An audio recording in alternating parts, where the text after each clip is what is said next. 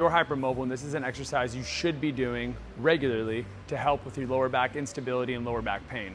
This video is for you. The hip airplane.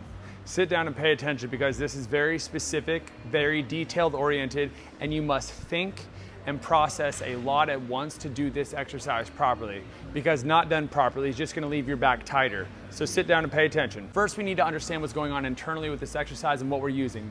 We are using the glute medius and we are stabilizing with the abs. If this was my leg bone and this is my hip, what we are doing is we are gliding our hip over to the side. And when we do this, if this is the glute med, this is stabilizing. It is really important that you understand you are going into this glute when we are doing this movement. Here's the starting position. You can use support if you need to. Foot is grounded. The shin is not angled. It is straight up. And when we go right here, we're putting a majority of the weight on our heels while keeping our big toe down. The tension should be right here in our glute and we have a stretch in our hamstrings. That is step one, okay? Step two, making sure we have a brace. We're not hyperextending. Make sure your torso is flat. So we have a straight line going from the back of our head to our lower back. While doing this, what you're gonna do is you're gonna contract this and we're gonna rotate the hips on top of this leg bone and we're gonna turn and go into this. When we're doing that, this knee's not gonna collapse inward. We're not gonna raise our foot. We're not gonna come on the ball of our foot. We're not gonna let our shin get angled. We're gonna keep back and we're gonna rotate. As we push in this way, we're gonna pull our knee out that way. You're gonna feel a contraction here while still holding your brace. And then you're gonna come back down. Open, come back down. Now while doing this, you wanna make sure this leg stays straight and we're not doing this or rounding.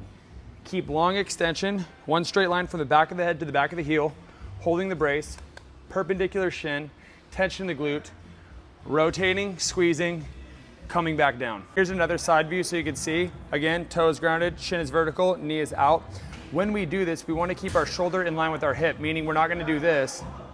We're going to open up our shoulder as we go so it stays as one unit.